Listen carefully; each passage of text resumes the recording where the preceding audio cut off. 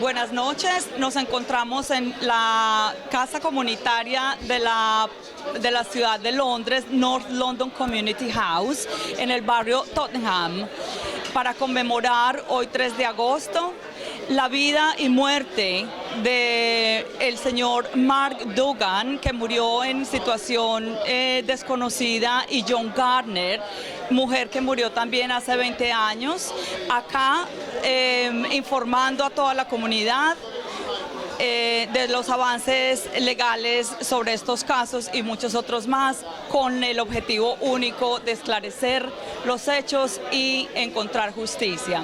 Para ustedes, el informativo solidario.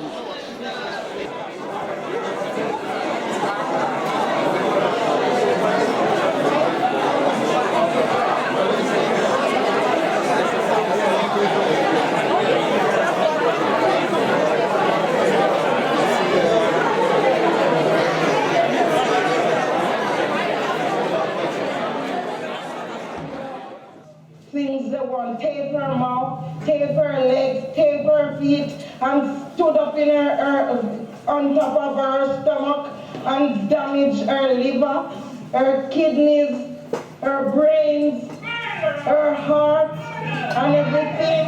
How can they live with it?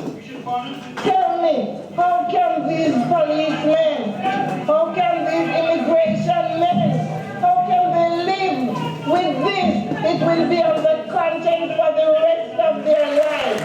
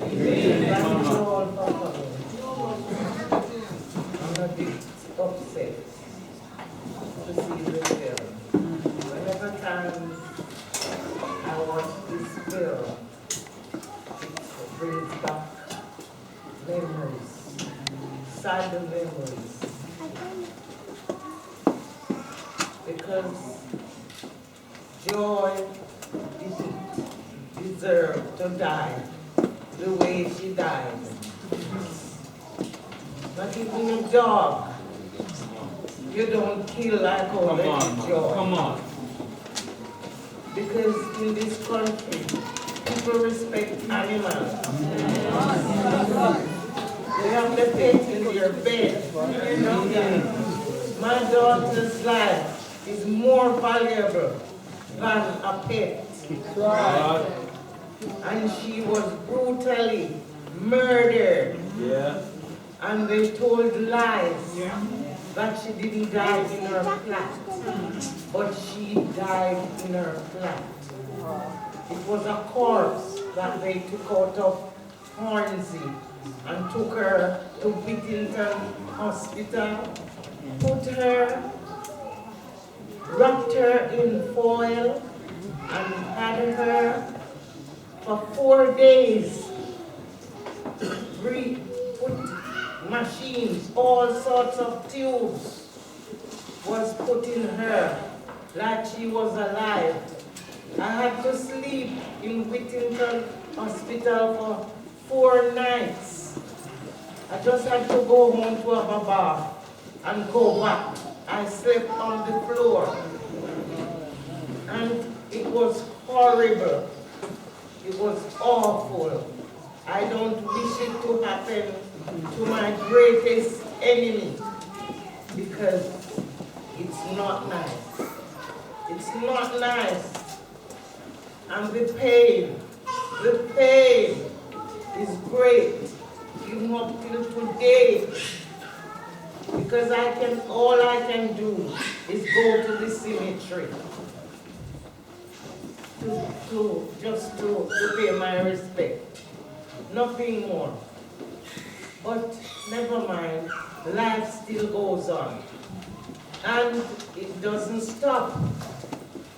Because when I said, when they killed Joy, the way how they killed Joy, I said they shouldn't kill any more people.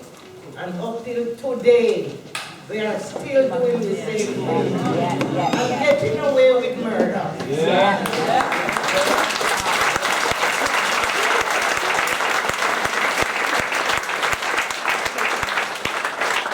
And it's not fair. People's eyes should be open by now to know that when the police tell lies, they should not believe, because they do tell lies. And they sweep things under the carpet. And it's one law for us and another law for them. Why don't they go to jail?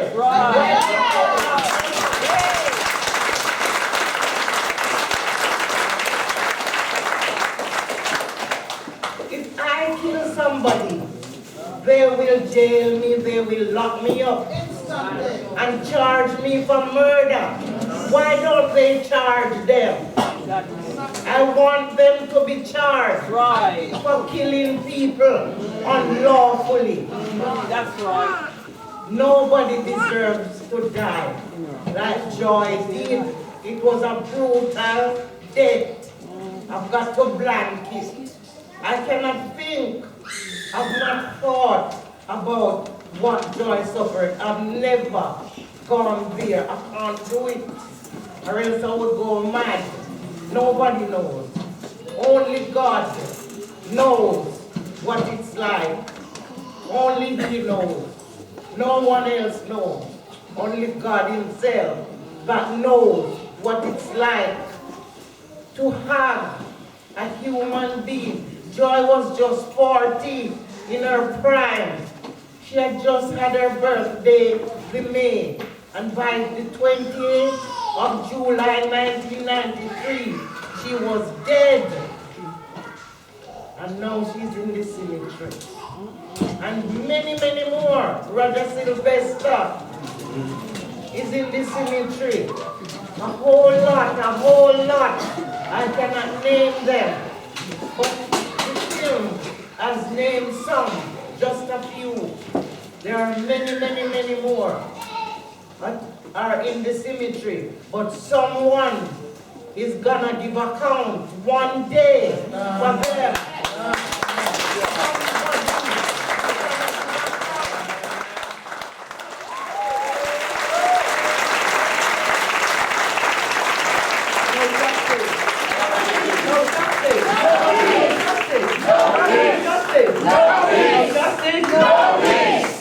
Mom, sister, daughter, and son, I feel your pain from head to toe. Because 20 years later, they're still killing us. They're still killing us. And your daughter should never, it's unthinkable. I just thought it was the tape. Tonight I heard there was a belt and shackles, and that's slavery.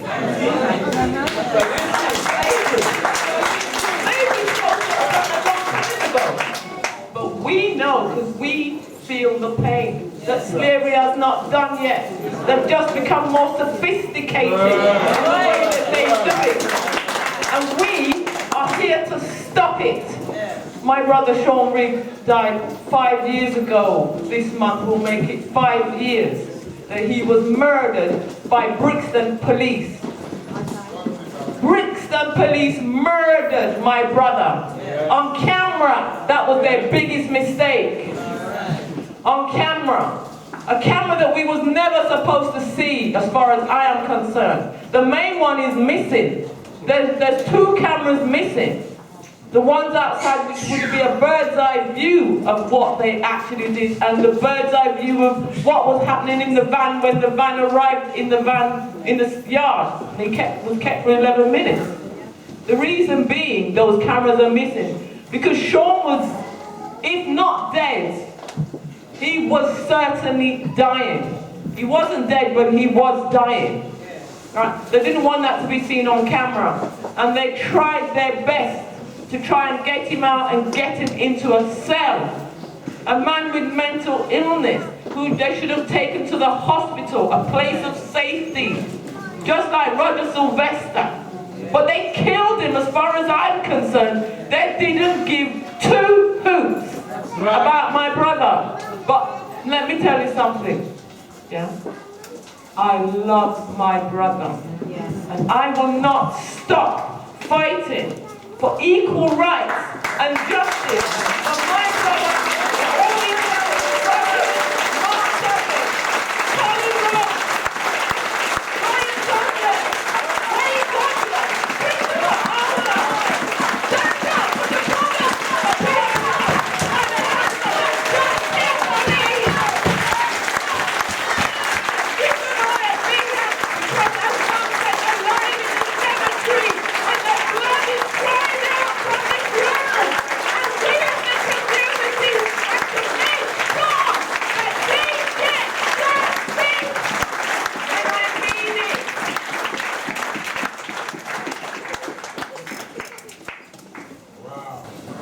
When we did the press conference on the 6th of October 2011, after the family spoke, I said to the media, welcome to my world, welcome to our world, welcome to Tottenham. Every day we do. So I don't understand, how come we can't discuss this? They're 28 years later. They come back into our community on the back of a corrupt investigation and an arrest, and hold up one of ours to the world and say justice at last. But we say there is no justice, there's just us. That's why we stand together. We stand together, and I will struggle with this family, any family, comes from this area of any family, or any area, that has known the pain and the hurt that this family feels today. No one should have to do this. No children should have to be remembering their parents like this. And no mother should have to bury their child and be here today. Be here today to see comfort from a community when really that child should be with them, enjoying life, enjoying the life that's come since their day. Good afternoon, ladies and gentlemen. The first thing I want to say is Steve Lawrence. Steve Lawrence was not murdered by the police. It was the criminal, outside criminal. And look at the length the police went to destroy the Lawrence family.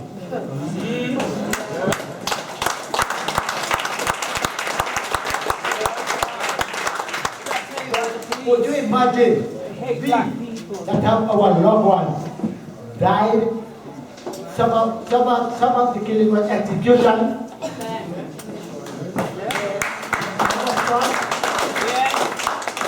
Some was strangled because Raja was strangled to death. And could you imagine we all been turned over by the police? Let me tell you like this, because I'm going to give you a complete sentence.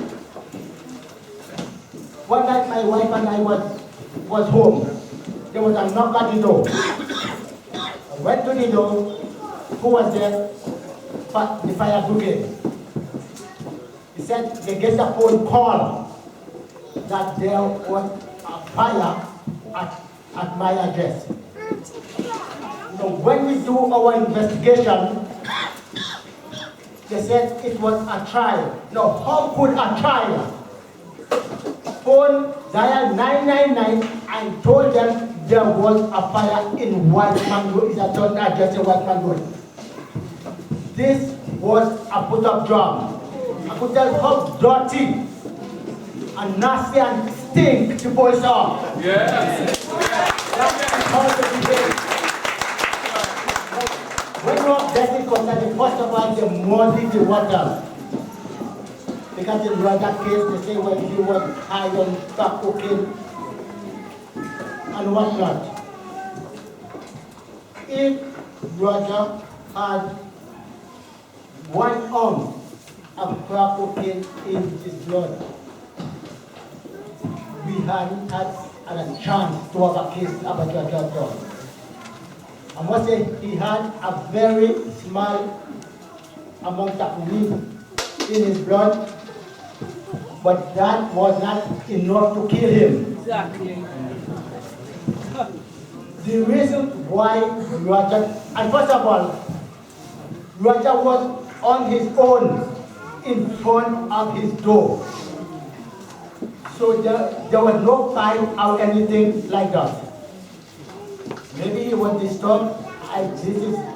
This had to believe, because we know he was fine on that night. About 6 or 8 police officers arrived at Roger's door. All they had to do, he only take 2 police officers, 1 on either arm, and take him to a place, and that is what they tell us. They had to take him to a place of safety.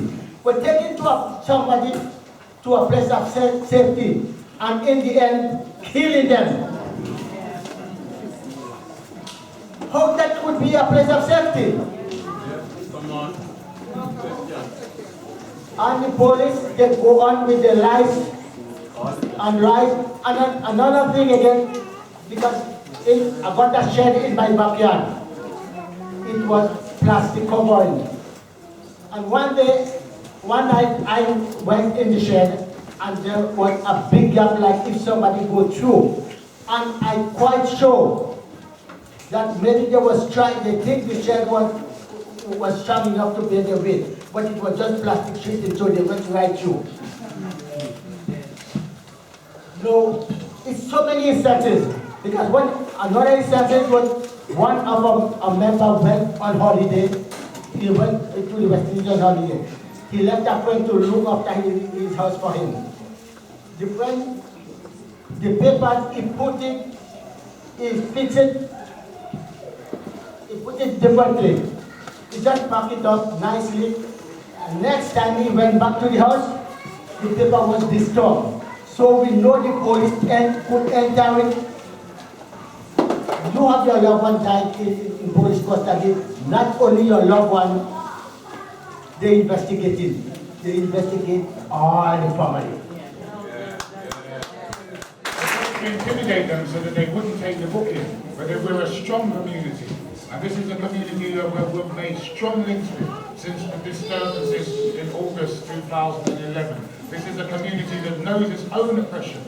And when it leaves from its oppressed lands and comes to a new land, it recognizes when it sees a community that is oppressed, and it opens its arms to us. So we go together in solidarity. When this officer at the American can ask you, why are we having this event? Why isn't the event about celebrating their lives rather than remembering their deaths? And when I said to you, look, you have no right to ask me that. You're part of the force that actually killed them. And we're going to remember that you have killed them. And we're going to teach our children that you killed them. So that you don't come and kill any of us unless we hold you to account. And he said, no, you're wrong. It gives them no hope for the future. We must remember their lives. We must celebrate their lives. We must forget how they went. And I said, why do you keep on arresting people for Blakelock? Why don't you celebrate his life? Yeah.